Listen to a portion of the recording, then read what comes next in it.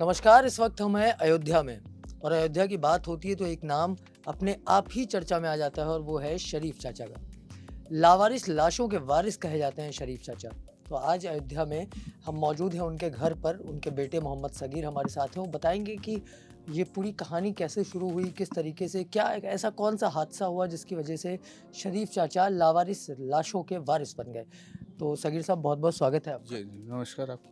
सगीर साहब, मैं सबसे पहले तो जानना चाहूँगा कि किस तरीके से ये पूरा जो शरीफ चाचा ने शुरू किया लावारिस लाशों के अंतिम संस्कार का काम, वो किस वजह से शुरू किया? कैसे क्या हुआ था? तो वो एक हादसा हुआ था, हमारे बड़े भाई मोहम्मद रईस नाम था उनका, जो उनके बड़े बेटे थे वो। उनको किसी ने मार के या किसी वजह से सुल्तानपुर में फेंक दिया गया था उनको, और उसके बाद उनका पोस्टमार्टम करके गोमती नदी में डाल दिया गया। हम लोगों को कुछ पता नहीं चला, महीनों हमारे पिताजी हम लोग सब लोग ढूँढते थे उनको, कहाँ है, कहाँ है। तो एक दिन एक थाने से उनका बूशर्ट लेकर, टेलर का लेबल लगी रहती है, रकाबगंज में है Galaxy Tailor, Shambhu Dayal market में। उनके यहाँ आई तो उन्होंने फिर दरियाफ़्त किया, तो हम लोगों को बुलाया। हमारा उनका घरेलू थोड़ा है, वो जानते हैं क्या है उनके घर का, उनको मालूम था हमारा भाई गायब है आजकल।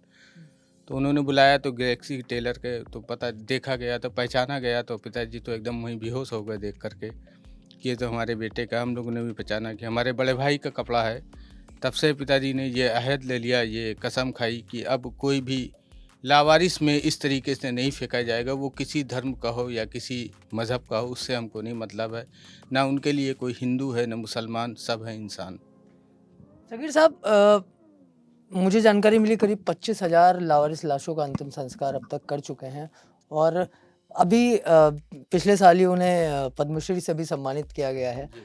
तो ये 25,000 लाशों को जब अंतिम संस्कार किया गया तो इसमें क्या कुछ प्रशासनिक मदद, सरकारी मदद भी मिली या अपने पास से ही मैनेज किया गया? नहीं, प्रशासनिक कोई सहायता नहीं मिली, लेकिन लोगों को सहयोग मिला। शहर फैज़ाबाद के लोगों का सहयोग मिला, सभी ने बढ़ चढ़ के इसमें हिस्सा लिया, जिसमें हमारे एक छाबड़ा साहब हैं, शान अवध के शरद कपूर साहब हैं, एक हैं पटेल साहब हैं। इन लोगों ने बढ़ चढ़ के, और पप्पू भाई हैं एक हमारे फ्रीज वाले, यहाँ पर रहते हैं।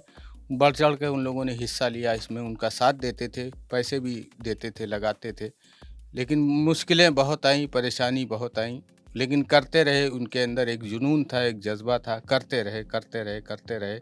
आखिरकार सरकार को उनकी मेहनत, उनकी खिदमत नज़र आई, तो उनको पद्मश्री से भारत सरकार ने उनको नवाजा, और अभी 8 नवंबर 2021 को उनको भारत सरकार ने पद्मश्री से सम्मानित किया। अच्छा सगीर साहब, कुछ ऐसा नहीं लगता है कि ये थोड़ा-सा देर हो गई? ये पहले कंसिडर किया जाना चाहिए था, पहले ये सारी चीज़ें, क्योंकि एक मैसेज भी देती है ना सोसाइटी में। कहीं ऐसा नहीं लगता है कि थोड़ी-सी देर हो गई? जी, जी, देर तो हो गई उनको ये चीज़। अगर भारत सरकार को देना ही था तो 8-10 साल पहले दे देते, तो उसका और भी असर होता हमारे शहर लोगों के ऊपर, कि उनसे लोग प्रेरणा लेते और आगे कुछ काम करते। इस टाइप का कर रहे हैं लोग, प्रेरणा उनको उनको मिलने के बाद मिली लोगों को, कर रहे हैं, काम कर रहे हैं लोग। अब तो बहुत सारे सामाजिक संगठन भी इस काम में आ गए हैं, बहुत सारे लोग भी काम कर रहे हैं इस तरीके के। लेकिन ये वो दौर था 30 साल पहले 1991 का, जब ना सोशल मीडिया था, ना ही मीडिया इतना ज़्यादा था। तब से लेकर आज तक शरीफ चाचा वो काम लगातार करते रहे, लावारिस लाशों के वारिस बनकर एक मसीहा की तरह काम करते रहे। सगीर साहब, मैं अभी शरीफ चाचा की तबीयत थोड़ी-सी नासाज है। क्या है, क्या समस्या है उनके साथ? उनकी तबीयत इस टाइम बहुत ही ज़्यादा ख़राब है। उनके स्पाइन में दिक्कत हो गई है। उसका ऑपरेशन 15 तारीख को, 15 फरवरी को कराया गया है हेल्थ सिटी हॉस्पिटल लखनऊ में। उनके स्पाइन की एक रीढ़ की हड्डी के एक हिस्सा गल गया था उनका, उसको ऑपरेशन करके ठीक किया गया है। अभी वो ऑन बेड हैं, आराम कर रहे हैं, उनको बेड रेस्ट है। अभी 1-2 दिन बाद उनका टाँका कटने के लिए फिर से लखनऊ जाना है उनको। बस उनके लिए दुआ करिए कि वो सेहतयाब हो जाएँ, जल्द से जल्द अपने पैरों पर खड़े हो जाएँ। जैसे कार्य करते थे, करें अपना खिदमत। नहीं, बिल्कुल जल्द वो ठीक हो जाएँगे। अच्छा, प्रशासनिक मदद कुछ मिली बीमारी के टाइम पे? कुछ पॉलिटिकल मदद मिली, कुछ ऐसा रहा? नहीं, यहाँ के जो हमारे अधिकारी वगैरह हैं, जैसे डीएम साहब हैं, हमारे कमिश्नर साहब हैं, सिटी मजिस्ट्रेट साहब हैं, एसडीएम सदर हैं, सीएमओ साहब हैं, लेखपाल हैं, और भी जितने भी आला अधिकारी हैं, उन सब ने बहुत हेल्प की हमारी, और कर रहे हैं। आगे भी उन्होंने कहा है, फ़ोन नंबर दे रखा है उन्होंने कि बेटा कोई भी दिक्कत हो एनी टाइम आप हमको फ़ोन कर सकते हैं, हम आपकी सारी हेल्प करेंगे। सारी सुविधा बाबा को, किसी की कोई तकलीफ़ शरीफ चाचा को नहीं होनी चाहिए। उनका बहुत बहुत शुक्रिया। हमारे होम सेक्रेटरी साहब हैं संदीप गुप्ता साहब, दिल्ली से, वो भी हाल चाल लेते रहते हैं। उन्होंने काफ़ी मदद की, यहाँ के लोगों को बताया कि उनके पूरा ख्याल रखा जाए शासन को यहाँ। और नेता गण तो इनका कोई साथ नहीं दिया। अच्छा, नेताओं ने साथ नहीं दिया। सिर्फ वादे किया। जनप्रतिनिधियों को सोचना चाहिए कि एक व्यक्ति जो 30 सालों से करीब लावारिसों का मसीहा बना हुआ है, उसको इस तरह तनहा छोड़ना कहीं न कहीं गलत है। सगीर साहब, इसके अलावा मैं थोड़ा-सा परिवार के बारे में जानना चाहूँगा। परिवार में कौन-कौन है?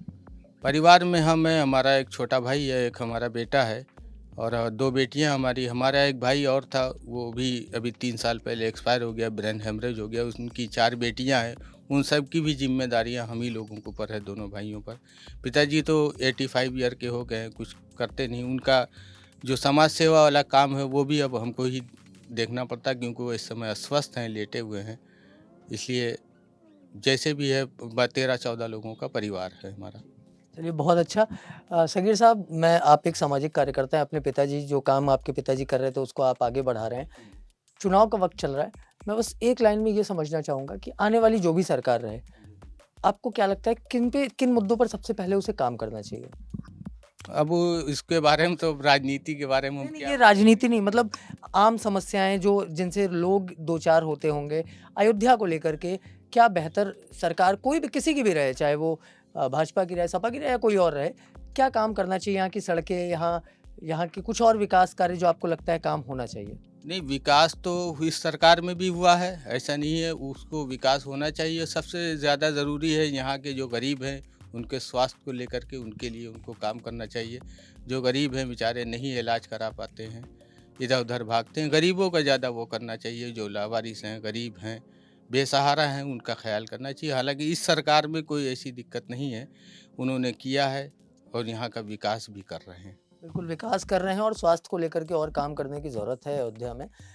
ये थे सगीर साहब। अब बात करते हैं हम शरीफ चाचा से और एक छोटा-सा मैसेज देश की जनता के लिए उनसे लेने की कोशिश करते हैं। चाचा, युवाओं को क्या संदेश देना चाहेंगे? इस देश की जनता को क्या संदेश देना चाहेंगे? देश की जनता को ये मैसेज आ रहा हूँ कि आजकल के बच्चे जो बेवतन हो रहे हैं कि माँ बाप की नहीं इज्जत करते, बड़े बूढ़ों की नहीं इज्जत करते, कहीं ठोकर से बच्चों को किसी को मार देते हैं।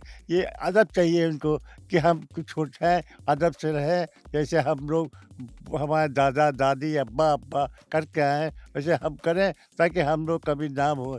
आजकल के ये मोटरसाइकिल चला रहे हैं और होश में नहीं, दबा चले जा रहे हैं। ये सब कैमरा लिए हैं, लड़कियां जा रही हैं, फोटो खींचते चले जा रहे हैं। ये सब बेअदबी है, इससे ठीक नहीं। चाचा, आपने बहुत बहुत काम किया है।